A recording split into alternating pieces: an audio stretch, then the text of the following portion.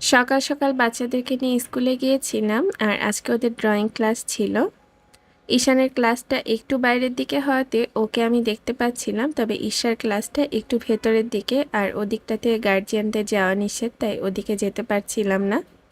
একটু দূর থেকেই দেখছিলাম যে ঈশান ওর বন্ধুদের সাথে খুব সুন্দর করে ছবিগুলো এঁকে যাচ্ছে।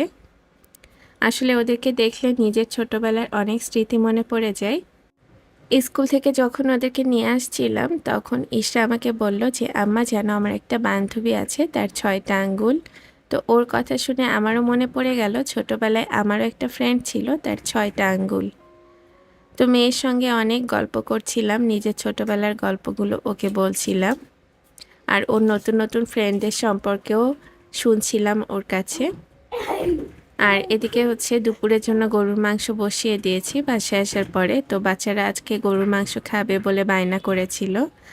সব তেল মশলা মাখিয়ে মাংসটাকে কিছুক্ষণ রেখে দিয়েছিলাম, তারপরই হচ্ছে চুলায় বসিয়ে দিয়েছি। আর এর মাঝে বাচ্চাদেরকে গোসল করিয়ে নিয়েছি। গোসল করানোর সময়ও দুই ভাই বোন অনেক আনন্দ করে আর দেখা যায় যে অনেক লাফঝাপ শুরু করে দেয়। তো ওদের কাছাকাছি থাকতে হয়, না হলে যে কোনো একটা অ্যাক্সিডেন্ট ঘটে যেতে পারে। তো সেজন্য হচ্ছে আমি মাংসটা কষাতে দিয়ে তারপরে ওদের গোসল করাতে গিয়েছিলাম আর আসার পরেই বাকি রান্নাটা সেরে নিয়েছি।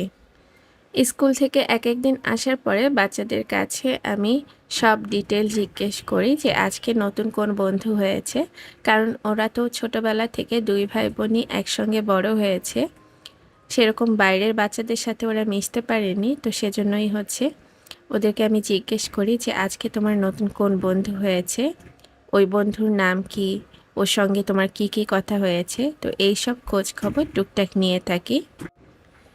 স্কুলে যতদিন না যেত ততদিন তো দুই ভাই বোন একসঙ্গে খেলতো, আর এখন স্কুলে যে অন্য বাচ্চাদের পেয়ে দুজনই মাশাল্লাহ অনেক খুশি। স্কুল যেদিন বন্ধ থাকে সেদিন দুজনেরই খুব মন খারাপ থাকে। শুক্র শনিবারে যখন ওদের স্কুলটা বন্ধ তখন জিজ্ঞেস করে যে আম্মা, এই 2 দিন আমরা স্কুলে যাইনি কেন? ঘুম থেকে ওঠার পরে প্রতিদিন আমাকে জিজ্ঞেস করে যে আম্মা, আজকে স্কুলে নিলে না কেন? আমার মেয়েটা তো কান্না করেই দেয়।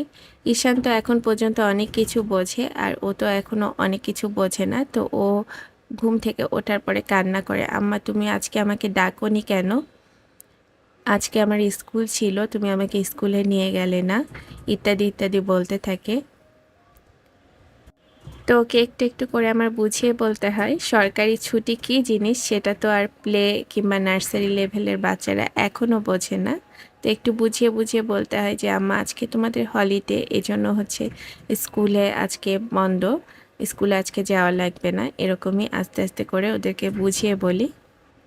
এদিকে আপনাদের সাথে কথা বলতে বলতে এই যে তরকারিটাও প্রায় রান্না শেষের দিকে। তো এ পর্যায়ে আমি কিছু আলু কেটে রেখেছিলাম, আলুগুলো দিয়ে 2-1 মিনিট কষিয়ে তারপরে প্রেসার কুকারের ঢাকনাটা লাগিয়ে দিয়েছি।